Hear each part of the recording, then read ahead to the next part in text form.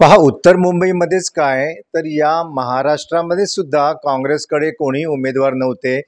मारून पकडून त्यांनी काही जणांना उमेदवारी दिलेली आहे. मात्र उत्तर मुंबईमध्ये त्यांना अजूनही चेहराच सापडत नाही, उमेदवारी सापडत नाही आहे, अशी आज काँग्रेसची परिस्थिती झालेली आहे. आणि या मुंबईमध्ये आता काँग्रेस खरं बघायला गेलं तर औषधाला सुद्धा उरलेली नाही आहे. काँग्रेस पूर्णपणे संपुष्टात आलेली आहे, अशी आज काँग्रेसची परिस्थिती. काँग्रेसची जी काही ध्येयधोरणं होती त्या ध्येयधोरणांपासून काँग्रेस खूप लांब गेलेली आहे. यांच्याकडे देशामध्ये कुणी नेतृत्व नाही आहे, यांच्याकडे महाराष्ट्रामध्ये नाही आहे, नाही यांच्याकडे मुंबईत आहे आणि नाही उत्तर मुंबईत आहे, अशी आज ही काँग्रेसची परिस्थिती आहे. आणखीन उभाटा शिवसेना जी काही आहे त्या उभाटा शिवसेनेने तर काँग्रेसला गिळंकृत करून टाकलेलं आहे.